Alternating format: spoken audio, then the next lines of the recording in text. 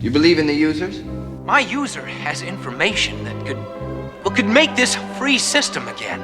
Are you a user? He came here to help us. Your user can't help you now, my little program. If the users can no longer help us, we're lost. Prepare to terminate. We're gonna jump. It's the only way to help Tron. Don't you be derezzed. Don't worry.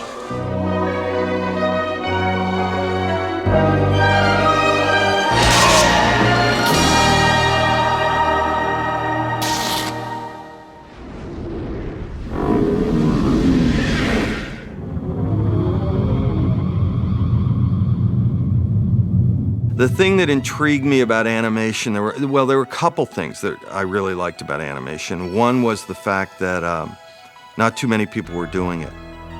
In Boston at that time, it was already very strange to get into film, let alone animation. I liked that aspect of it. It was sort of rebellious to get into that. I had a partner back there named Eric Ladd, and between the two of us, we just started getting in animation. I mean, at the most fundamental level you can imagine. I mean, Bolexes and Aries cameras with, stop motion motor drives added to them. And we used to cut our own cells. We made a film called Cosmic Cartoon, which then got nominated the first year of the Student Academy Awards. And it was sort of a tripped out, arty film.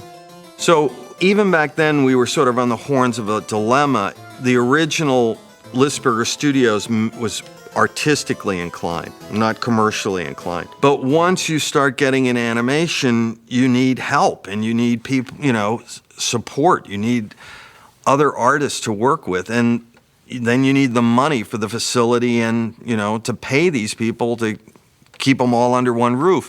And so very quickly you realize that you're going to have to become commercial. And we started doing commercials in Boston, and we were excited about backlit animation, which was a way to create visual effects that weren't based on reflective light. It wasn't painted cells. It was mats with light shining directly into the lens of the camera, and the light would be diffused.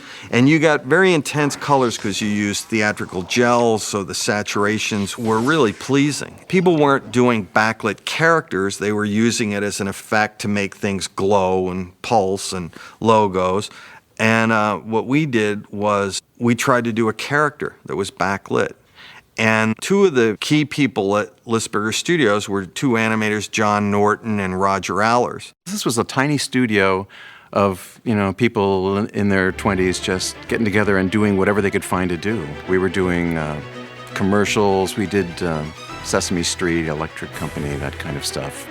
And Steve was kind of the force that held the whole studio together. John did a drawing of a line character, and then we transferred it to Codaliths and we backlit it.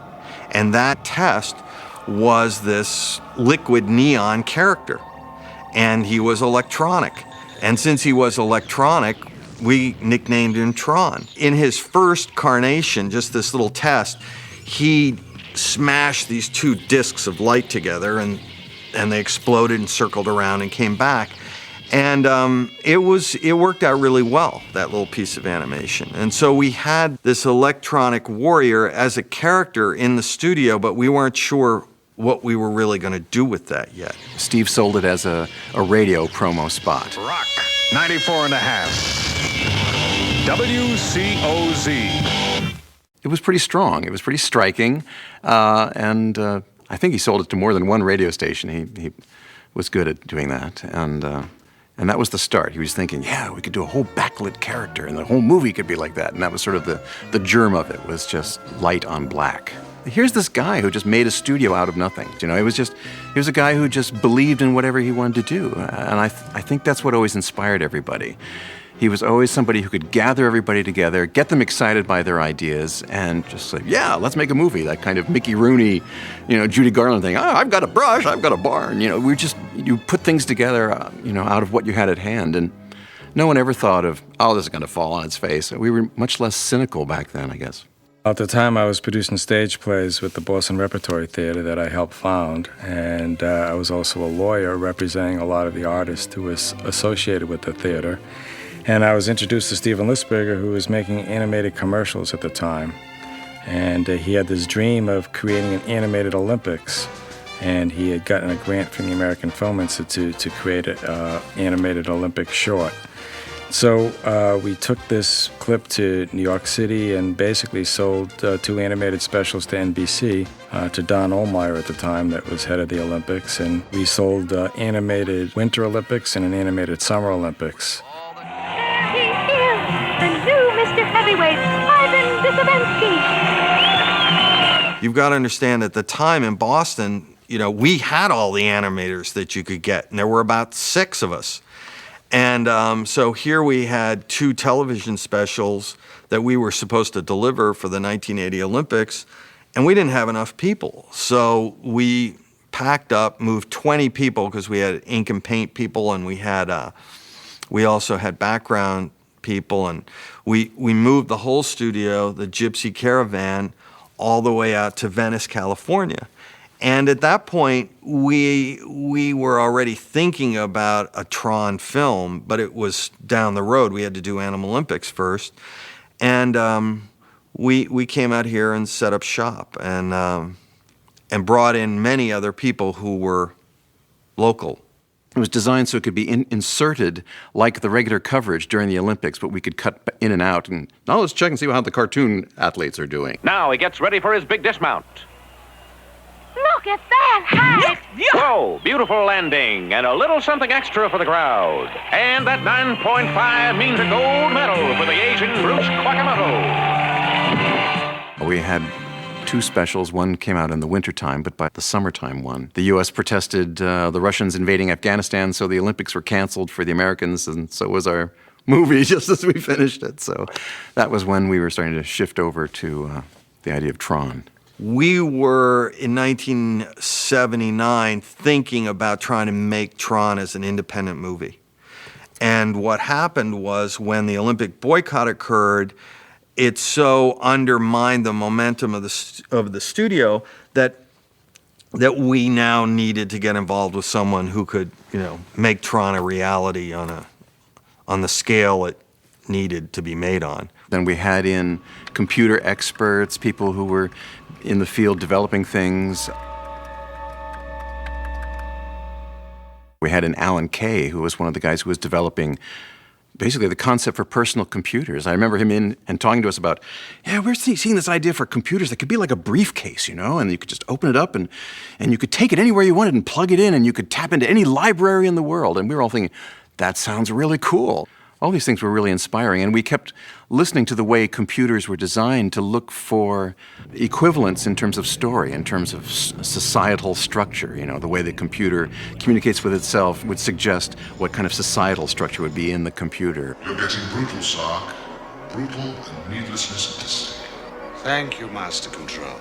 And there were also these other aspects of, how the users communicated with the programs. Yes, sir. We don't have much time left to find that file. This is top priority. Yes, sir. I know, sir. This isn't just correcting my bank statement or phone bill problem again. This is a must. I understand, sir. And whether this, sort of had a parallel with some sort of like a religious experience of this world communicating with these large controlling forces. So there were all these things working on different levels. It's begun. What would be the champion in the future? Would it be the mainframe or the personal computer?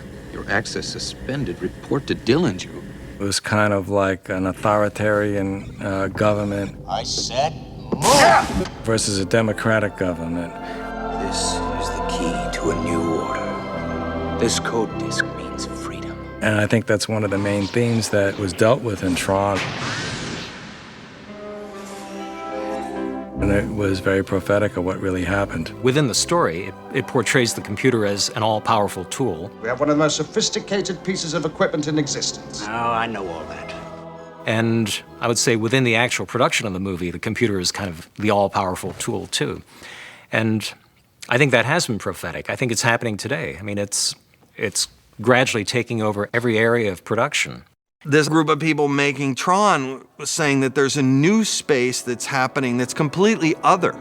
It's not in suburbia. It is disquieting to think about. And it is moving really fast, and it could affect all aspects of our lives. And, I don't know whether people were still thinking, well, it's going to be HAL or something, is going to gobble us up. But my feeling was, well, if there is this other world happening, what could be better for it than to get as many artists involved with it as soon as possible? Because to me, the artists were the remedy to overthinking it from a scientific standpoint. So it wouldn't just be about efficiency, and it wouldn't just be about, things that were literal. That the artists, if they got involved in cyberspace, would bring metaphysical aspects alive or point them out that had to do with things like the users, or even just to shape it and give it some humanness.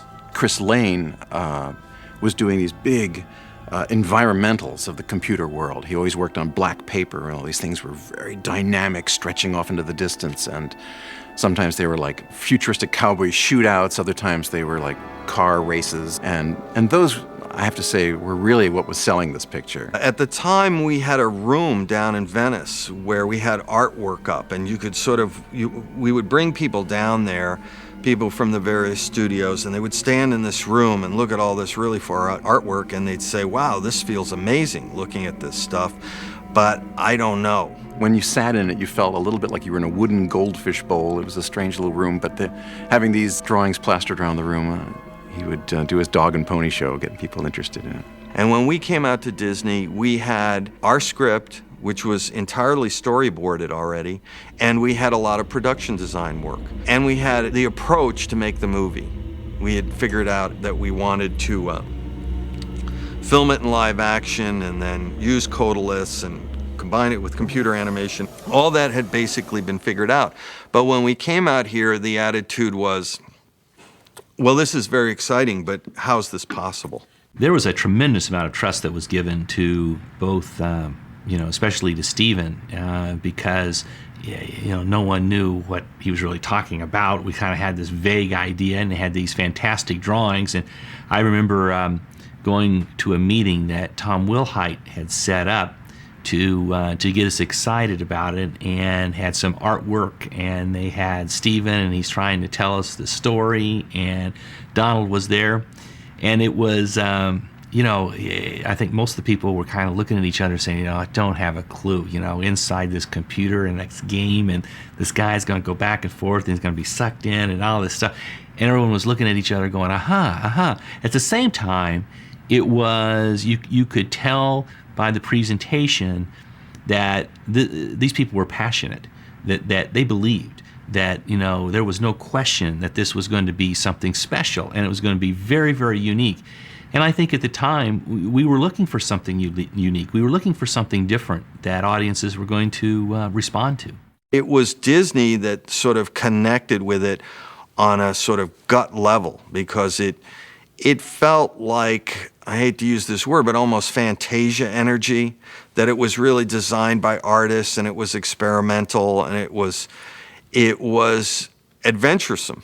Disney was always the company we wanted to go to, because we thought that this was, since it involved computer animation and it involved a lot of other special effects, that this was made for Disney. We showed them sample footage or backlit slides, and it was such an exciting visual that I think in Ron Miller's mind, and maybe Tom Wilhite's mind, who was the executive, they kept saying to themselves, what would Walt do in this case? We wanted to recapture that excitement that years ago Walt had done with 20,000 Leagues Under the Sea and Swiss Family Robinson, some of the real classics. Something about Walt Disney, whenever he saw a new technology, other people might have been afraid of it, but he could immediately see the possibilities in it and use it.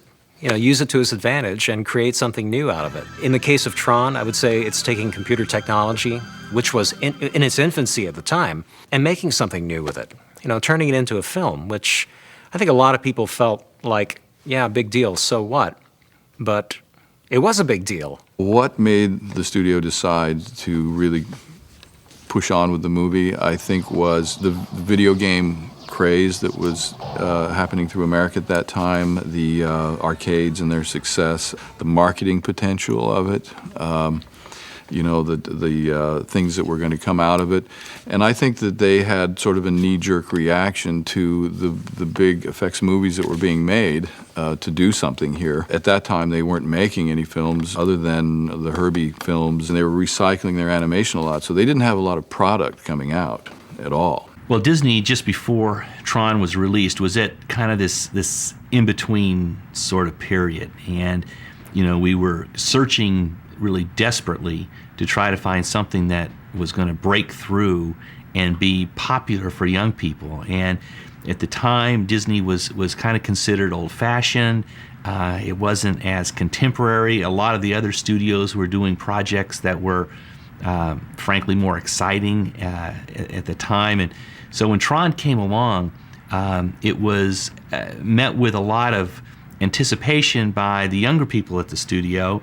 And I think the older generation at the studios, at a little bit of a transition time, were wondering, you know, what in the world is this all about, and what are we doing, and had no clue as to what it was going to be, because it was so far ahead of its time.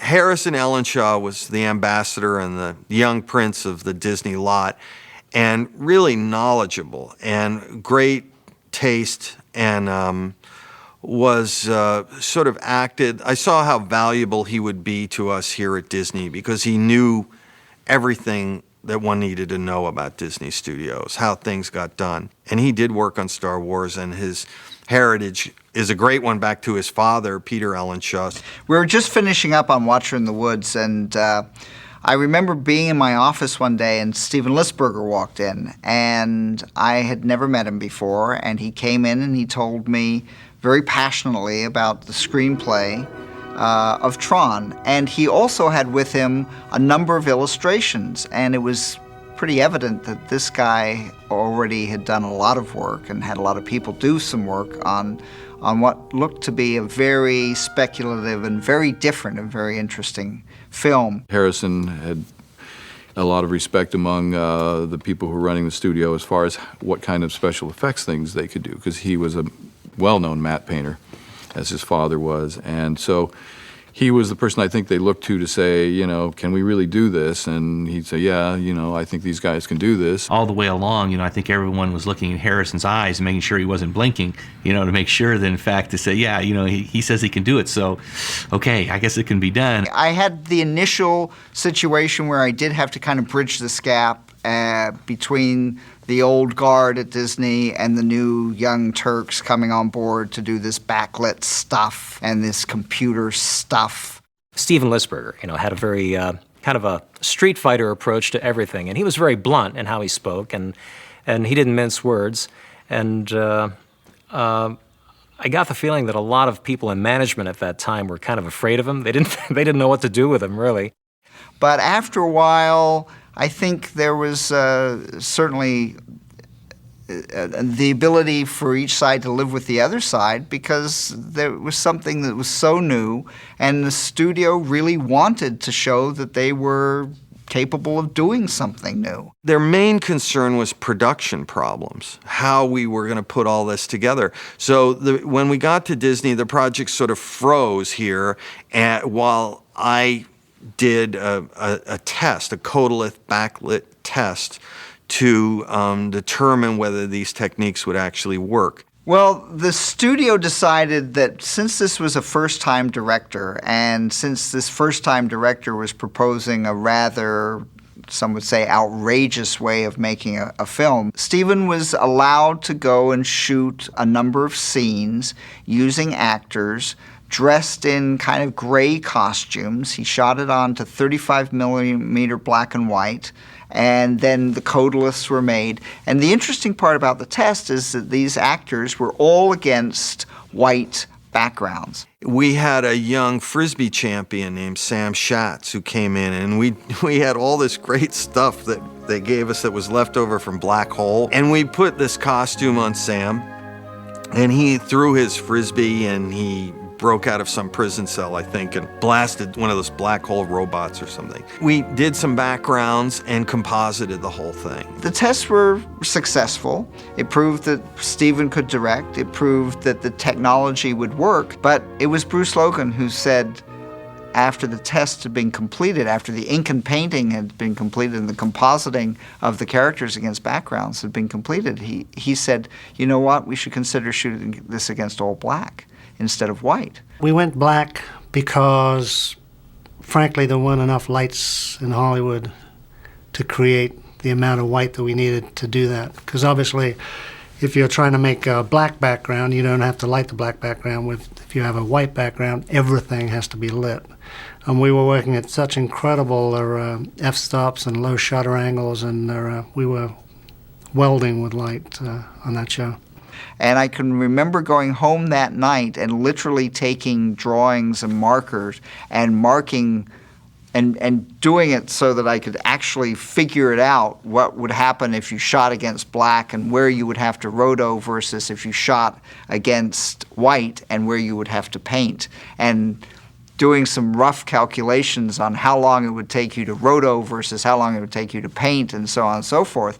And we really kind of had to make a very significant decision, because if we were going to go the wrong way, we wouldn't have completed the film. The studio was really pleased with how that test came out, and I think, you know, that so surprised them when they felt, oh my God, this is never going to work. That when it did work, the pendulum swung back with a lot of force, and now it's like, if this works, then maybe all sorts of other things that this film is attempting to do could work equally well. The thin ice that Disney walked out on that day was computer simulation. Backlighting the characters and coming up with that solution was something I think we all figured that could work. But computer simulation at that time, and nobody had really used in the mass amount of time and done that amount of footage that we needed to do this movie. And there was some skepticism about its dependability and whether any company could do that. And I had done a reel for Information International, the III sample reel that had shown at SIGGRAPH, where I did this juggler and edited together all the work that we had done there, which was some pretty significant stuff at that time. And it was put together in a way that was really professional. It wasn't just flying logos and a bunch of stuff that people were doing put next to some music. It had a beginning, a middle, and an end, and was really professionally done in a way. And I think that Disney, when they saw that, believed that there was somebody out there who could manage this and design it and make it work and make the processes fit together. We then got a green light sometime in November with the idea that the schedule was to start shooting in end of April. Richard Taylor came on board and had two main areas of responsibility, two huge areas. He was going to undertake the direction and the supervision, basically, of the computer graphics, as well as help determine the look. He was well known for the 7-Up commercials, the candy apple look of the late 70s that was very intriguing, and we knew the backlight compositing to give that kind of wonderful glows. And that's when Steve and I really started meshing together and sat down and started doing drawings and talking about the way that the processes could fit together. And I suggested that we could do all the backgrounds and the craft and all of that in CG. And that by doing that, we could have this phenomenal kind of movement in the movie. We could do this point of view that nobody had ever seen. Richard championed the backlight and also was connected with III, so was also very knowledgeable about computer graphics, and had known Sid Mead. I was very interested in getting Mobius on the project, which Donald made happen, and it turned out that the combination of those two was just beautiful, because Sid is so futuristic and so stylish in such a severe way, and Mobius, his artwork is so spiritual and charming, that between the two it really felt right. Sid Mead is one of the world's most phenomenal designers and futurists. I think the work that he did in Tron was exceptional. I think it gave a kind of style and class that helped set up the stylization of the movie, which was critical for it to hold up over time and for it to be something that was new. Mead did the tanks and the light cycles and Sark's carrier and some of the MCP. I did a lot of the design on the MCP. He did a lot of it, the first real big pass at it. Mobius did costume design. He did the Solar Sailor.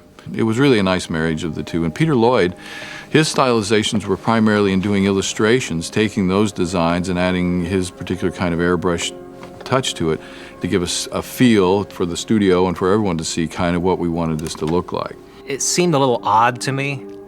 I mean, just from the artwork that I saw, I mean, it seemed really visually extreme, and I thought this is just going to be a regular animated movie, like a cell cartoon. And then the more he talked about it, I realized, oh, this is kind of a live-action movie, but then it's not either. You know, I couldn't place it in my head as to what it was.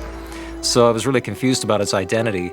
And it wasn't until Mobius started doing actual storyboards of it that I began realizing, yeah, it is a live-action movie, really, but visually very different.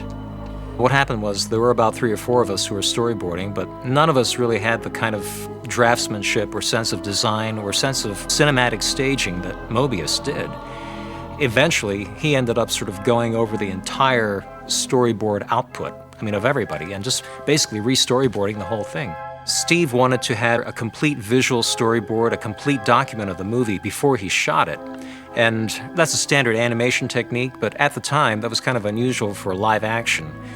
Very few live action directors do that. I believe Hitchcock did. But in the case of a live action movie that's very heavy with special effects, it's probably a good idea to try to nail down your continuity as tightly as possible.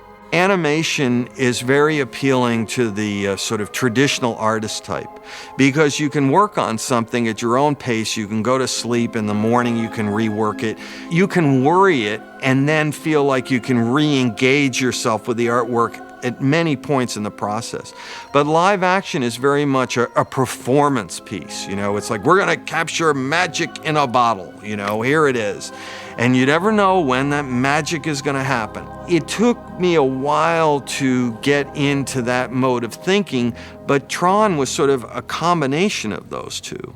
Because when we were filming the actors, we were only filming part of what was gonna happen. I mean, you saw people in these strange-looking costumes on the stage, but you knew that footage was gonna be reworked. Hey, it's me, Flynn! So it was a challenge to give up even that much control in shooting the live action, to know that you really had to get this performance because you weren't going to get these actors back in 3 months or, 6 months.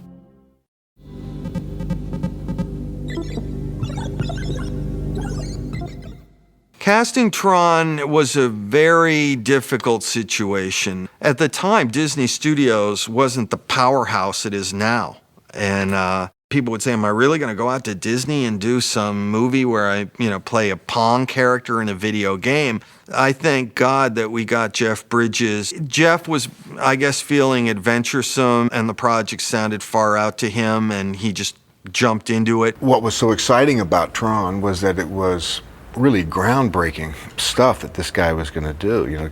I was going to play a character who gets sucked inside a computer, and the entire film will take place inside the computer. And I said, oh my God. Just so I can tell my friends what this dream is about, okay? Where am I? I thought, well, this is interesting. It's kind of risky and chancy, but man, it's a tough one to turn down because it's a chance to really do something very new. So I got on board. On the other side of the screen, it all looks so easy. I've had really good luck with first-time directors, I did Michael Cimino's first film, Thunderbolt and Lightfoot. That was his first time out of the gate. And Steve, I could tell after that first meeting how deeply steeped he was into this thing, and he really knew his stuff. He did an incredible job as Flynn, presenting a sort of the human character who is part of that world but somehow different to that world. Uh-oh, we've got company. Clue was actually probably the most fun to play. I really enjoyed playing Clue. This was before Starman came out, but he did this sort of program-esque Starman kind of voice. Do you think we can merge with this memory bit? And then later on, the MCP starts torturing him, and then he becomes much more human-esque. Forget it, Mr. High and Mighty Master Control! You are making me talk! And there's really no story reason why he made that change, I'll leave it to Jeff's acting instincts. At the time, I don't think I was thinking, oh yes, a bit of clue. You know, I wasn't thinking that way, but now as I look at it, I wonder if there was a little clue in Starman. Really think the users are still there? They'd better be. I don't want to bust out of here and find nothing but a lot of cold circuits waiting for me. Bruce had the assignment, which in some ways is the most difficult one of all, to be sort of the Dudley Do-Right, the hero. Originally, I think as the part was conceived, I think it was more of an older sort of beaten warrior type. You know, the film had as its inspiration on some level the sort of Spartacus energy of a sort of Kirk Douglas. I had been doing Westerns for the most part. And so I was doing a movie for NBC called I Married Wyatt Earp. And I know it's a funny title, but it's the actual memoirs of Josephine Marcus Earp. And we were doing it out in Arizona. And I got a call or message in my hotel that a script would be coming. Would I take a look at it and get back to my agent as fast as possible on it? So eventually I brought it to work one day, one early morning, and I was sitting on a horse way out in the middle of the desert. And in my full Wyatt Earp thing with a huge spirit-gummed handlebar mustache and the whole works. And I'm sitting on the saddle while they're lighting, and I'm reading this thing called Tron by Steven Lisberger. And I'm just so out of that world. Have no clue as to what it's about.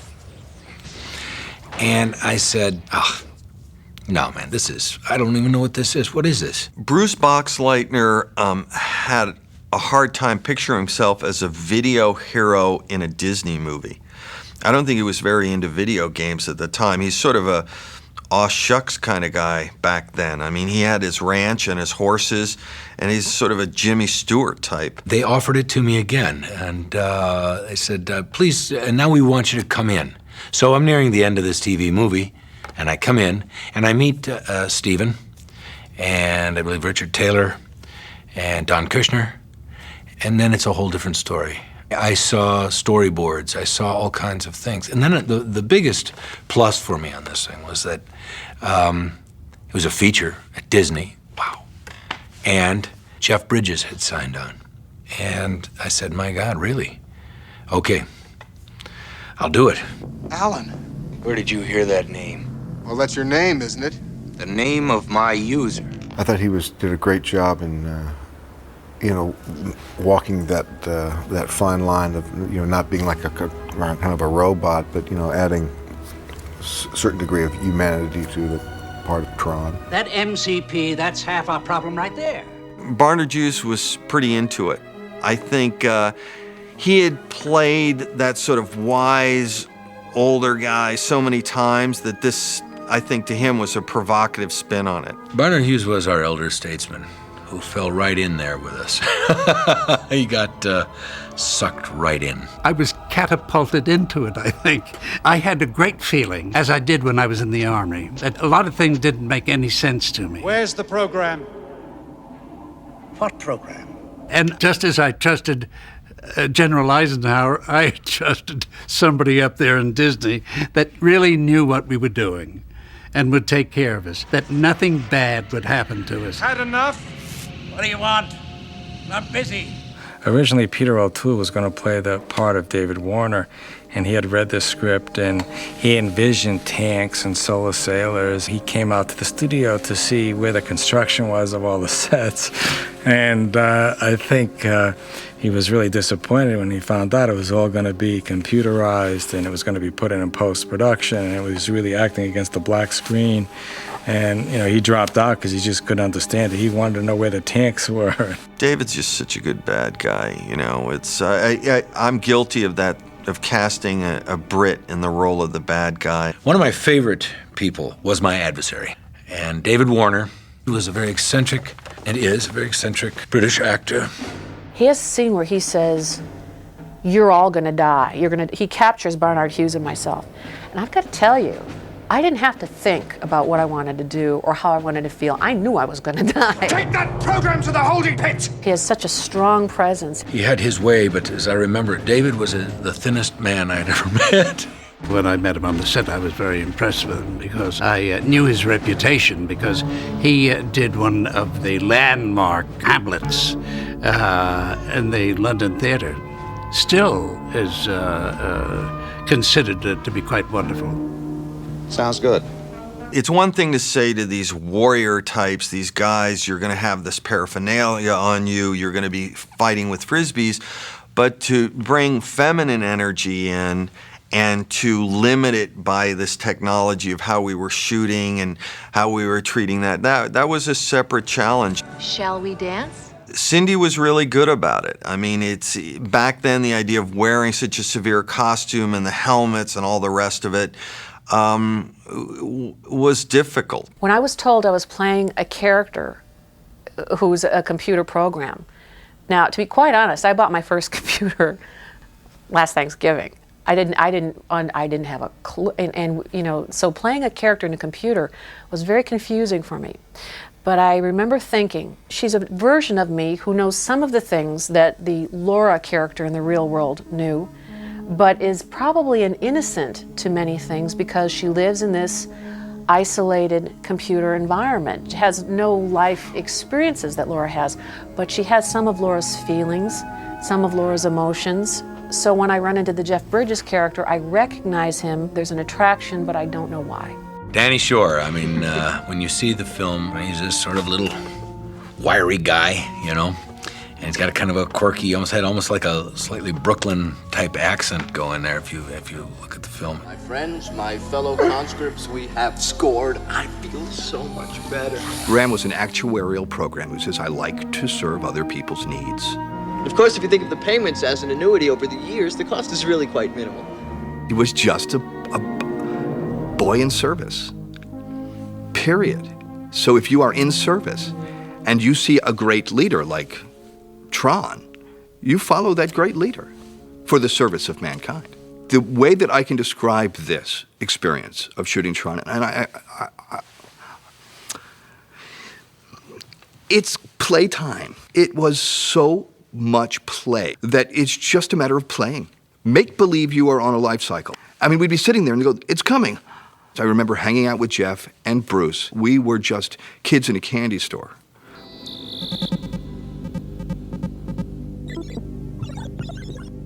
When they showed us the costumes, I said, you've got to be kidding. Where are the pants? Where are the pants? I love the costumes because all I remember is wearing skin-tight pajamas and just bursting with myself.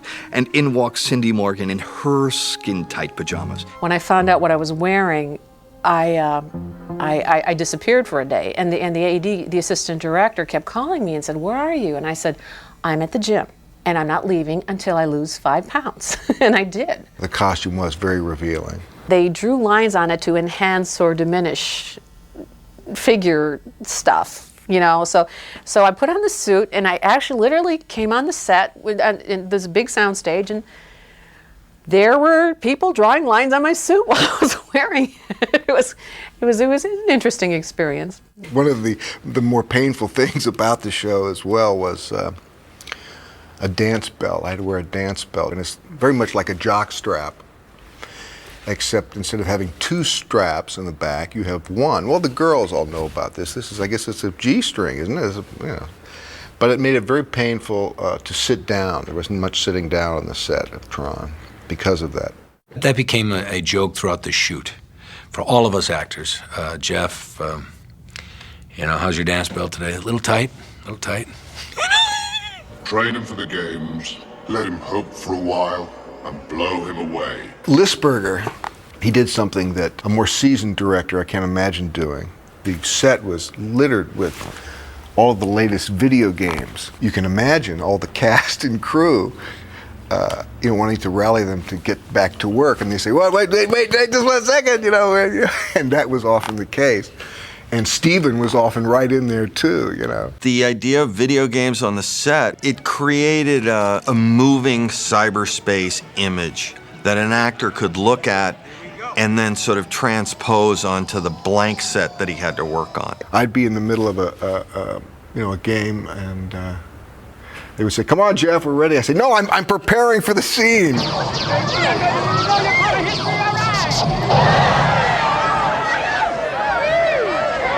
How'd you do it? I think that it was difficult for the actors to walk onto an all-black stage every day. The fact that I did King Kong, that probably worked against me doing Tron, because it's not very much fun doing all the blue screen stuff. I find it really, as an actor, it's quite frustrating. They try to describe what you're looking at, and they say over there's, you know, a huge monster, or, you know, a light cycle, or, you know, whatever they're going to describe, and you have to, you don't know as an actor, am I overacting here? Am I it's hard to, you know what you do, so you usually kind of try to bracket your work and give it, you know, maybe too much, too little.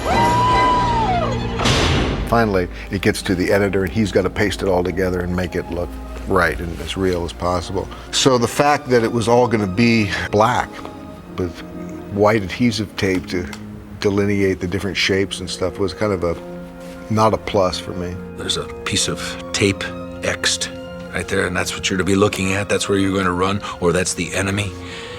That's the bad guys at Sark coming at you there. You're looking off in the distance at him. And Steven is directing us in these things, very much like the early silent films, you know. Until we had to say something, all right, you're looking off. You're seeing it. It's coming at you. Yeah, every day it would be like when Steven said, you're on the Solar Sailor, and you're going, the Solar Sailor, okay. And then, you know, he showed me the picture, and that meant a little more. And I remember at one point saying, Steven, I really don't understand a lot of what I'm saying. And he goes, no problem. Just say it with conviction. Just you're there, you're doing it. That's where you are. It was very confusing, I must say.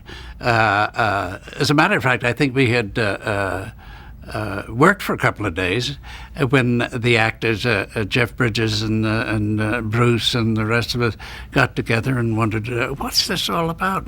So we went to Steve Lisberger, you know, and he explained to us that we were in a pinball machine, which came as a great revelation to all of us. Yeah, interesting. And it suddenly dawned on us what was happening around us. But it took a little time, I must say. It really brought me back to much more of a theater experience. Because I believe on stage, you know, so many kinds of plays that I did, there was no scenery. It was very much like that on Tron. And you created the world for the audience. And we very much had to do that ourselves with your imagination. You know, you had to paint that picture with your words and everything for your audience. There aren't really any tanks, and there aren't really any things, but when you get into that mindset, it becomes real for you. And that's kind of what was going on. We just got into that innocent frame of mind where we just believed. We were encouraged, all of us, to wear very colorful clothes to work, because everything, the sets, the costumes, were all black and white. I remember after a day's work, you would come out and you'd go outside and be just bombarded by color. Practically all the images I have of Tron is something really serious and dangerous was happening. But I wasn't quite sure what it was, because that all happened, that was penciled in or airbrushed in after we got finished shooting the picture. What we propose to do is to change something into nothing and back again. Livermore Lab in Northern California, that was very cool. When we're entering, there's this huge, thick door. Now that is a big door. That was done at night, and right next to where we were shooting, they had roped off and said some radioactive spillage had happened. There were signs warning, don't cross this rope. And I went, that's just that rope? It's gonna stop? That's, you know, we're walking, the guys are dragging cables around the area. I said, how do we know it didn't drip over this way? There was a roped off area, I remember, and as usual, I paid no attention to it. And when I needed my makeup touched up, so I was on my way over to get that done, and I just stepped into the roped off area, and everybody around went, stop! And I had stepped into what apparently was a live nuclear little area. And I had to stand very still until my shoe was professionally denuclearized. I had to master or somewhat be fairly athletic with the disc thing.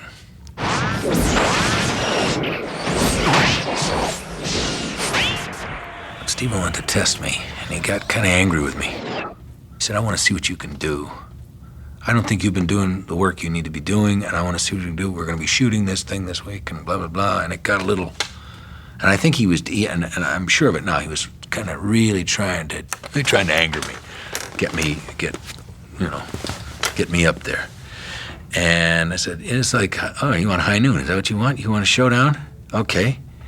And so there we are on the black set, the big old soundstage. Everyone's gone for lunch.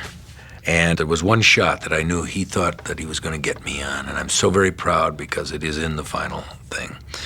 When you imagine someone throwing a Frisbee right at your head, very hard, ducking it and catching it as it's passed over your head. It went like this, and before it leaves completely, whoa! And he was up on a big ladder, and he shot it straight down at me. And I caught that thing, I think it was like the first take. I just, boom, like there. And I just looked up at him defiantly. And he just yelled, cut, cut.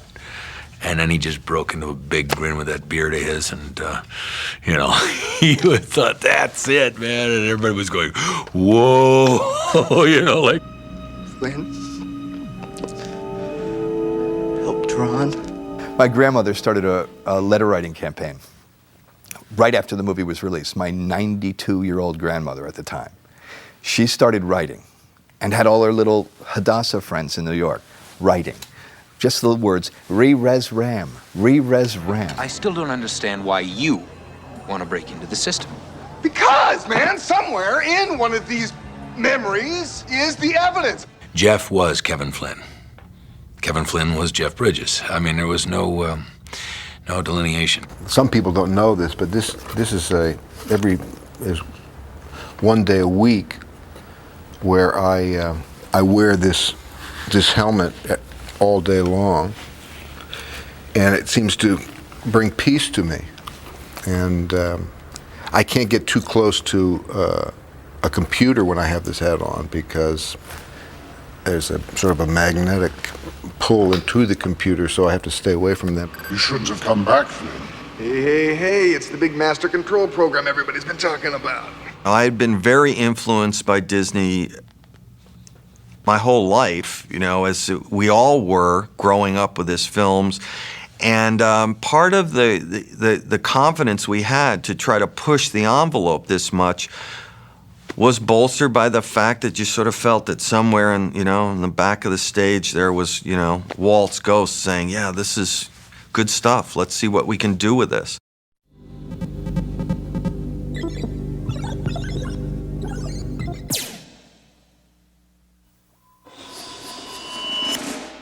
The biggest problem on a large-scale effects film, especially when it comes to producing and creating and making the effects, is that oftentimes the director's vision is so large, becomes impractical. Steven had brought to the whole concept, he had worked out how he thought it could best be done. And the saving grace was he already understood what the problems were going to be. What was staggering was the actual technique that we finally used, which was to blow up every single frame of 75 minutes of film to a 14-inch Kodalith, and then treat a live-action movie like an animated movie. So even though we shot live-action footage, we turned each frame back into individual frames or individual cells. Think of them as animation cells, but they're not hand-drawn. They're made photographically. Ironically, there's very little computer power put to this. A good portion of Tron is done with what we call backlight compositing. You photograph the actors in basically a white costume against black, and then on the costume you have some what looks like circuitry in black. You photograph that onto black and white. Well, the black and white was just the most elegant way to do it. Obviously if we were doing stuff in color, we couldn't really evaluate what the flush tones were going to do, even though they were made up in a kind of black and white fashion. So it was a more elegant solution. Once we had the photography, then those individual frames of film were put into 2 photorotoscope machines. That is, basically takes the film, projects it down onto a new piece of film that's a large piece of film, approximately 20 inches by 12 inches. The live action footage is projected on that, and then this large piece of film is put through a processor to make high-con film. High-con film is film that is entirely opaque or clear, so light can't pass through the opaque area. So for each one of those frames, we made X number of high-con positives and negatives. So a negative of someone with a white costume with black lines on it would be black and the lines being clear. There were basically, for each live-action character, an exposure for the main body, there was an exposure for the circuits, there was an exposure for the whites of the eyes and the whites of the teeth, maybe one other pass. So it was roughly 5 passes per character. So after you've isolated all these different areas, you have to still photograph each isolated area separately over and over onto one frame of film, and oftentimes you're having these layers. The simplest one would be 6, 7 layers deep. The most complex one could be 25, 30 layers deep.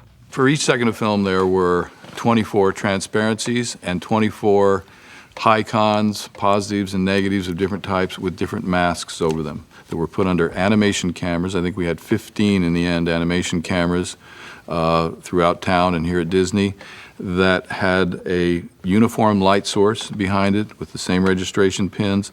The film that we used, the high con and the continuous tone film, was a special edition that Kodak made for us. It was pre-punched because nobody has ever done a film like that before and nobody ever will again. It was at that time the solution to the design problem. We had the exhibitors showing in Las Vegas in October. We completed production, shooting the live action in July, and we had basically 3 or 4 months to put together what we thought would be not too difficult a task, with 2 minutes worth of footage with full color completed. And we figured that if we were able to do that and do it efficiently and do it well and get to the point in October where we knew how it was going to be done, that would be our research and development. We also have 2 minutes worth of the film. And we achieved it. The bad news was it had really taken a lot of people, a lot of time and a lot of effort, far more people than we thought we would ever involve, and still a month for 1 minute of film, and we had approximately 45 minutes of backlight compositing plus another 15 to 20 minutes worth of CGI to do. Well, it was going to take us 60, 70, 80 months to do this film. I think there was a sense of denial, because if you thought at the beginning, you're not going to be able to get away with 2 scene coordinators, you eventually will need 12 or 14. Everybody would say, well, then we're not going to do it.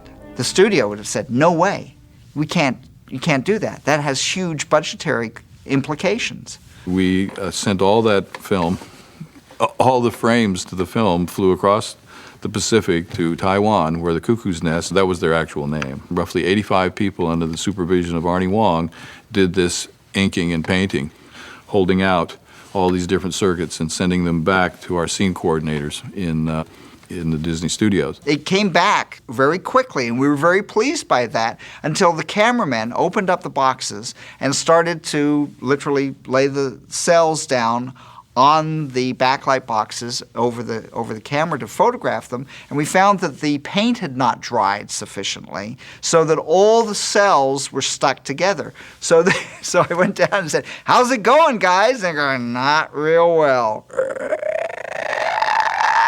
System's got more bugs than a bait store. So we called Arnie and said, "Arnie!"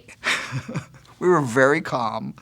"Tell them they can't put them in the boxes until they're dry." There's a great funny story about the fact that we started putting the footage together and we realized that at random moments the Codalus would glitch. At random frames, all of a sudden it would get lighter or darker, and we couldn't figure out what was happening. And one night it was, It was literally the middle of the night. It was 2 o'clock in the morning or something, and I was laying in bed, and I guess my brain just, for a year, wouldn't shut down even when I wanted it to. All of a sudden, it occurred to me that the problem might be in the film, how the film was purchased from Kodak. Normally, film is made in a continuous long sequence so that any variations in the film are invisible if you use the film in the order Kodak sends it to you. And in this case, I thought maybe we're doing something to the film, and I called up Harrison, and he agreed to meet me. Harrison. Yeah, woke up Harrison in the middle of the night, and he's wearing his pajamas and bathrobe, wandering through the halls of Disney. I mean, it's a priceless moment. We made it. I figured out we were loading the film off the trucks. The film came in huge trucks from Kodak, and we were randomly stacking it in the basement of the special effects building. And sure enough, the boxes had all been numbered by Kodak so that we would use them in the correct order, because they were not all the same. The emulsion on the film did vary by as much as half an f-stop. And we finally figured it out. We put the boxes in the right order. We used the film correctly. And then what we did was from that point on, any footage that had this problem, that's where you have the little zingers going through the background, like little pulses of light. We just had a sound effect there because it was an electronic world, and sometimes things glitch. The new guy was asking about you. It's too bad he's in a match now. I'll probably never meet him. In the other scenes, the backgrounds that are having all that light animation and things moving through them, that was all done by our background department that composited big transparencies that were backlit to be the background. See, one of the keys in Tron is that the animation always has light moving through it. Whether the characters express themselves with animation. Take him. That's all done with reveal animation, where you're uncovering these icons and letting light come through them and covering them back up and doing repeated passes doing that. So those backgrounds were done not with computer simulation in most cases. We knew that it was different, that's for sure, mostly because we weren't painting in color. In traditional background painting, you have a master background painter who does all the keys, and your job as a background painter is to emulate the style and the color as much as you can.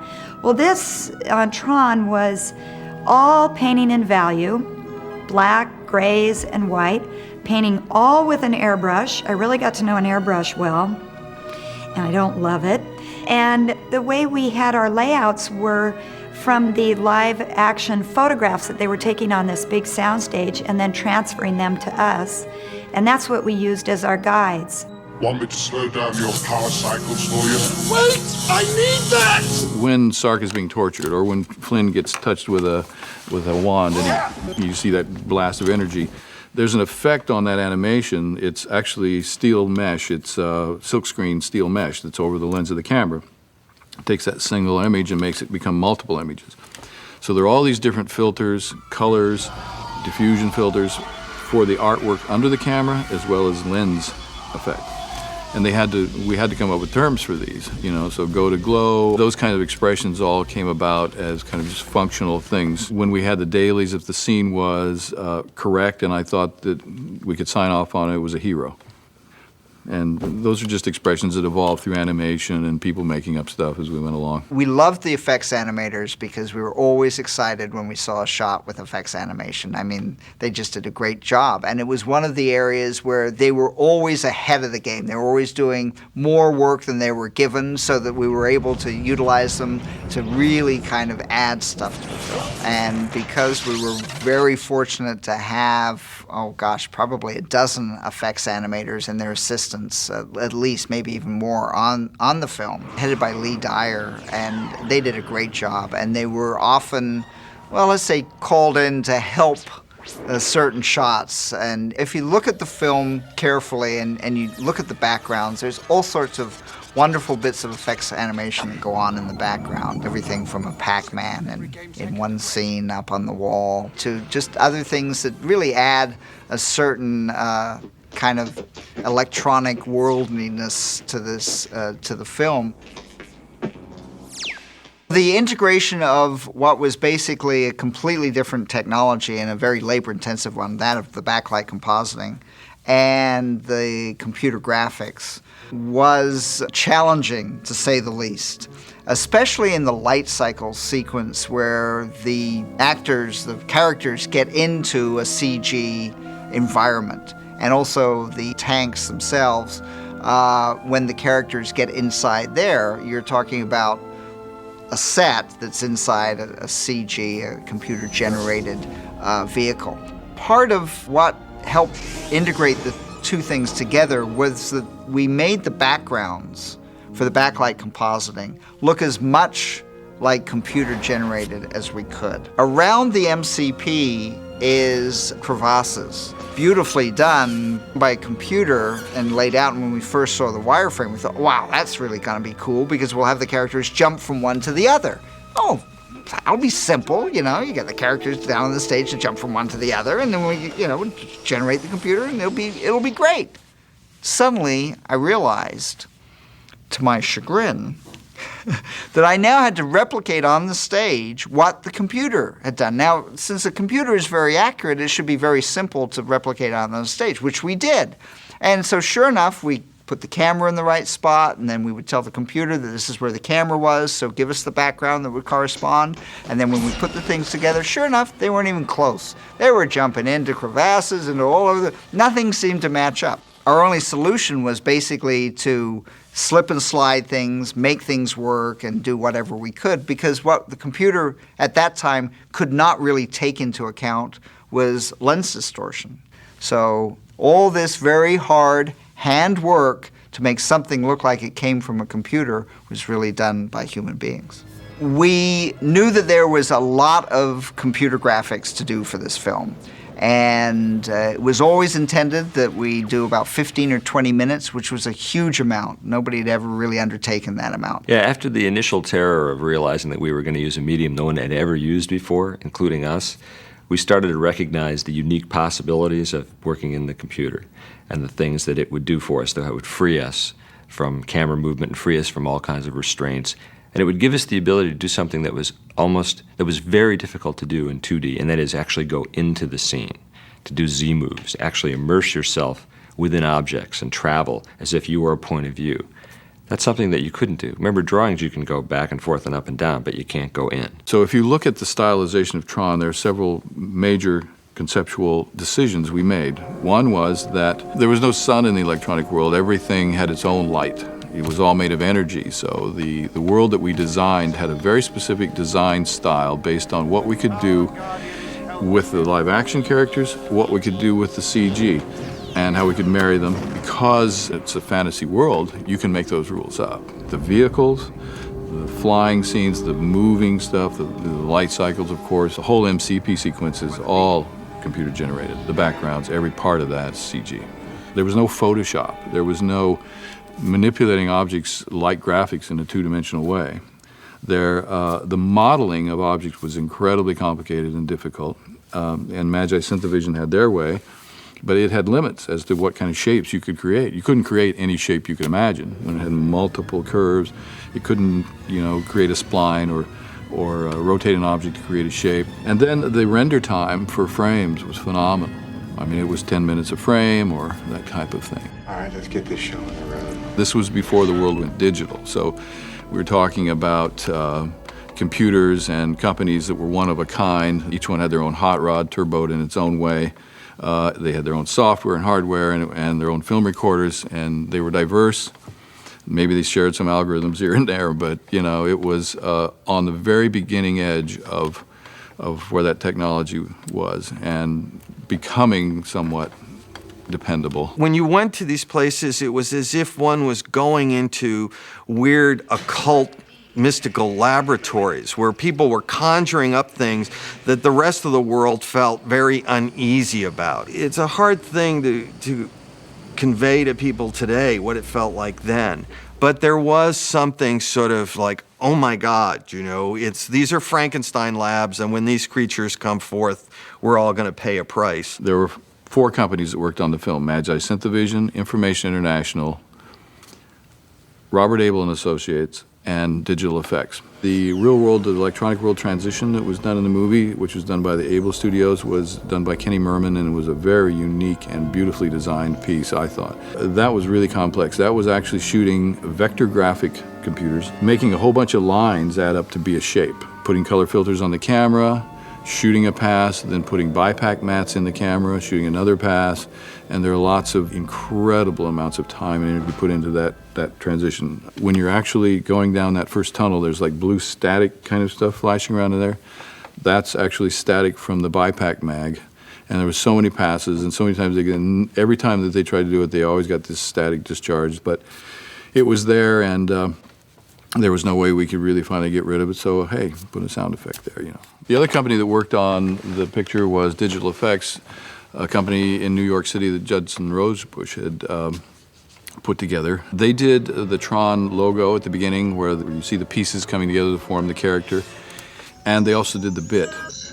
Two companies, Magi Synthavision in New York and Triple I here in Los Angeles, we're going to do the majority of the work. The way the work was divided up between the two companies was that Magi Synthavision did generally the more simple objects because their modeling system put basic geometries together. By adding and subtracting primary shapes, you create an object, and that's how they modeled. Even though they might look complex on film, they did the light cycles, the recognizers, the tanks. One of the reasons we asked Magi Synthavision to do the light cycles specifically is that the design by Sid Mead of the light cycles was such that you could take these basic geometric shapes and slice them and dice them and kind of put them back together again, and you came up with a light cycle that was really pretty cool and pretty incredible. And coming off a design of Sid Mead, it looked bang, it looked exactly like it.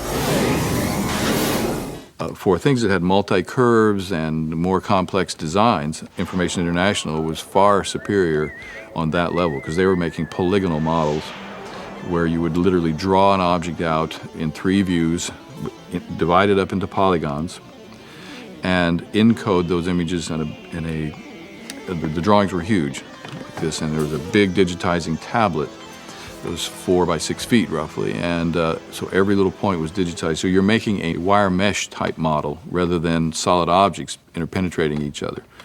So they had 2 diverse ways of making models, and Triple I's was much more complex. So Triple I did Sark's Carrier and the Solar Sailor and the MCP and things that had multi-curves and shapes. There was one computer at Information International, the computer, not like we had multiples. We had one race car, and it was called the Foonly. And the whole thing was this big old hardwired computer that was about as big as 4 deep freezers put together, roughly 15 feet by about 8 feet wide. And this thing would glitch. You just never knew when it was going to glitch. We finally ran preventive maintenance on it all the time. That didn't really assure anything, because really somebody walking into the room that had on a fur coat could set the thing off. So it was really walking on thin ice with that computer, and it was the iris that everything that came out of Triple I had to go through. So if it ever really broke down in some major way, we would not have made the movie.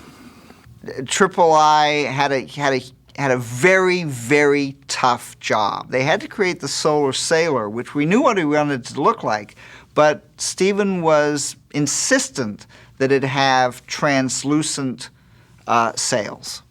And I lobbied somewhat heavily for non-translucent sails. I said, Stephen, we could be sinking ourselves here, excuse the pun, with the Solar Sailor if we go with translucent sails. And he said, quite rightly, look, the look of it needs to be ethereal. It needs that translucency. It needs to be magical craft. And if it has solid sails, it just doesn't work. It doesn't look as beautiful. It's not as elegant. And so he stuck to his guns. And when we saw the creation of the Solar Sailor, which was one of the first things that Triple I did, and as it builds up and you see these wonderful translucent sails, I tell you, there were a lot of great moments during that year, and that was one of them. And so there was certainly a different look to what the two different companies were going to do, always searching for that consistency. We didn't want it to look like, oh, well, this company did this part of the film and this company did this part of the film. In fact, there are areas in the film right in the middle where the transition takes place where you do see shots that are Magi Synthovision shots and then Triple I shots and then a Magi Synthovision shots, and they all work together very well. So we were very fortunate that despite the two different technologies, we still had a consistency. I was working at the Disney Studios. I was an animator on Mickey's Christmas Carol when Tron was being produced. Two of my friends, Jerry Reese and Bill Croyer, were working on Tron, and they were doing the storyboarding and the choreography, you might say, of all the computer animation. They were over in one of the trailers, and they had a computer that was hooked via phone line back to New York with Magi Synthovision. And my good friend Chris Wedge was back there working on the animation, and he would send over the phone line the scenes frame by frame by frame for them to look at, some of the early renderings. For me, this was some of the very first computer animation I had ever seen, and it was so exciting. The first scene that I remember them working on was the light cycle sequence, and it absolutely blew me away. You had to have a completely symbiotic relationship with the computer technicians. You know, they had never done film, and we had never used computers. You couldn't have all the tools you wanted because you didn't know what tools you would need. It became this process of learning about what the technology could do and then brainstorming the creative side to use it. There really was no software to make anything move. There was only software to describe where things sat. And if you wanted something to go from here to here, it was literally as simple as, X is 4, now X is 6, there's 2 units, and that was that. I mean, there was just nothing else, around. So suddenly, Jerry Reese and I, who were the only animators on the whole show, were faced with the situation of trying to create what we consider to be Disney's quality animation, which meant animation that moved with personality and moved with drama. And we had to do it with no tools. You wouldn't be able to even pull a wireframe up on the screen and make it move. Couldn't even do that. You could only see a wireframe, a very primitive wireframe, at one frame at a time. And you could ask for frame 1 and frame 20 and frame 60, and you can kind of see them, but you could never see them move. But what was kind of terrifying about Tron is we would plot out these very complicated moves. We'd have vehicles chasing each other down irregular canyons with cameras flying through the air and twisting and rolling and diving. And all that had to be done with these very simple graphs. We had to go ahead and break it down frame by frame by frame, increment by increment, because let's say you've got an object, like a light cycle. A light cycle, for every frame that it moves, it will need at least 6 numbers to describe its position. It will need its X, Y, and Z translations to show where it is in space, and then it will need its yaw, pitch, and roll to describe how it's tilting. So that means for 100 frames, you need 600 numbers of data. 100 frames is 4 seconds. So you need 600 numbers to describe where it is. Now you can imagine us sitting around writing 600 numbers for 4 seconds for one thing, right? So what we would do is we would figure out on graph paper, okay, the light cycle is going to start here on frame 1, and then 3 seconds later on frame 72, it's going to be over here, and it's going to travel an S curve. So gee, if I just take frame 1, frame 20, frame 60, and frame 72, I'll just take those 4 frames, I'll run down the hall, I'll plug those into the Oxbury computer thing, I'll hit a button, and all these numbers will come up. And then I just sat there with my exposure sheet, and I wrote down all 600 numbers on an X sheet. And we gave these guys at the computer company these exposure sheets with 6 rows of numbers for every single frame. And they went and they hand programmed them in. They typed them in. There was no way to just download it. You didn't have a floppy disk you could put it on. You just, you typed it. Come on, you scuzzy data, be in there. Come on. And then the very, very first time we would see it move would be in 70 millimeter on the stage. We would go to the sound stage at Disney, and we would stand there in front of a gigantic 70 millimeter screen, and they would reel this film up, 70 millimeter film on a projector, and they'd run it. And that'd be the very first time we'd see it move. That was our pencil test. You look at any PlayStation 2 game or an Xbox game, and the complexity of the visual there is infinitely more complex than Tron, and it's on the fly. And the movie Tron, Flynn is playing a rastergraphic game, driving a tank through, and it's all shaded and everything. At that time, the games that people were playing were, Asteroids and Pong, and they were like 2D. There were times when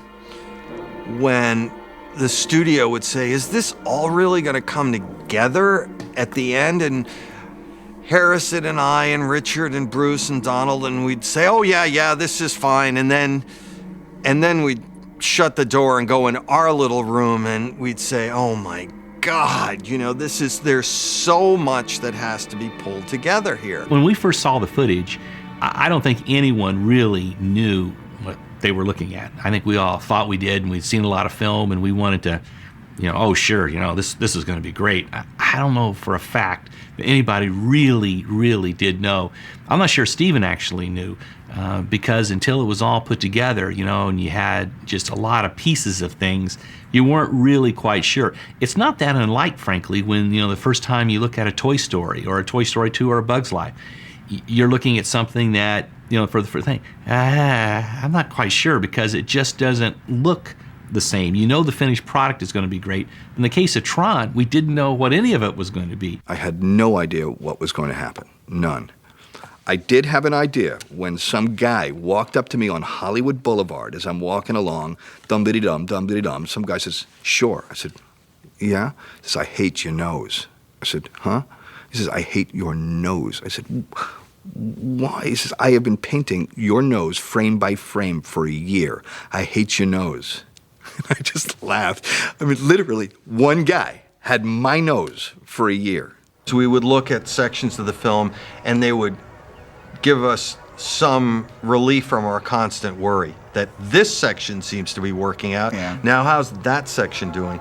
And I remember when John Shealy brought me the first composited frames of Yori's character, and they were just beautiful. I mean, the colors, the way they laid in, and the backlight, and the computer background, and it all married up so beautifully. And it was wonderful to see. It was a little bit terrifying, because at that point, I realized the potential of working this way, that we could make colors so bright, we could make images so startling, that that I felt a little bit like the Sorcerer's Apprentice now.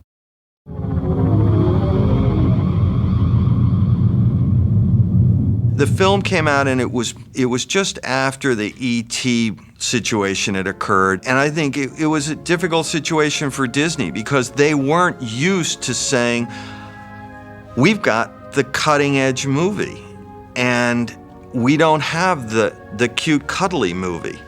And I'm sure they were envious of the money that was happening on the other side of town. It was true. I mean, this film was cutting edge. The people that loved it just went nuts for it. We were just so proud of the fact that we managed to complete it, and that one could watch it for 100 minutes, and that it added up, and it worked, because it was such a highly experimental film. This is a business where people want to believe, and they give you as much rope, and if you can run with it, they'll let you run with it. The interesting thing is, it was the first film I've ever made. Other than a cartoon, I'd never been involved in making a film, and just to have a budget, almost in a sense, an unlimited budget to make the film, that can only happen in Hollywood, believe me. I've been hoping you'd send me somebody with a little bit of guts. There was so much anticipation for it that it really had expectations that frankly could never have been met. Everyone was so excited, and they wanted it to do so well. We needed it to do so well, and it had so much that was riding on it that no matter what it did, you always wanted it to do more. It did great, and I think everyone was satisfied, and we all wanted it to do more. We all thought it could have, frankly, and I think it was, again, if there was any miscalculation at all in the entire process, it was where the world was at the time. If Tron had come out, in 1990, the results would probably been one of the biggest movies of all time. The Motion Picture Academy refused to nominate Tron for special effects because they said we cheated when we used computers, which in the light of what happened is just mind-boggling. The computer-generated image has a certain plastic look to it. It's perfect, just pure colors and little glints and highlights. And it looks so perfect that it looks as though the human hand could not have made it. And nowadays, that's considered kind of a bad thing. I mean, people work overtime to try to figure out ways to make it look more gritty or realistic or more textured somehow, which is fine. But at the time, in 1981, it was such a revolutionary image that we were all kind of fascinated by it. I thought that was one of the things that really made Tron kind of unique, because that whole design sensibility sort of spread itself throughout the whole movie. I thought it was the visual landmark film that it really is. And I was amazed that nobody else picked up on that, or so few people did. The press didn't pick up on it, and just, the general public didn't pick up on the idea that this was something really, really different. And I remember thinking, people are going to remember this movie. Probably the most fun I ever had. It was just that. It was just all of us on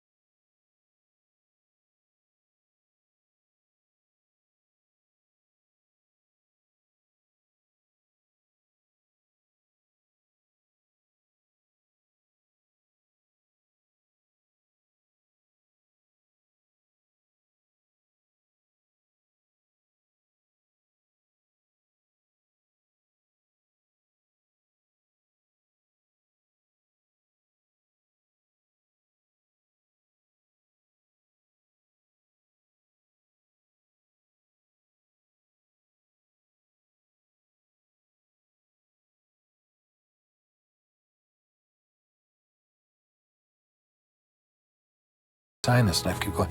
And then I would talk to them as I'm doing this, and they're going, oh, it's my favorite movie. And so many kids grew up since the early 80s with this thing. 7-year-olds, 8-year-olds, 14-year-olds. When they say, yeah, what have you been in? I was in Tron. They go, huh? Young people, 10-year-olds, 12-year-olds, they didn't have any fears or preconceptions about all of these things. And for the most part, they really embraced the film. They had a sense, I think, of this is where the future was going, and it was going to belong to them. We were actually immersed in that new world for those 2 years. And I think that we saw and felt so many exciting things about the new frontier that we felt that we could never get a fraction of those up on the screen, and we couldn't give that feeling. I mean, the idea of Flynn going into this new world and making all these discoveries, I mean, that was a metaphor for what we did as workers.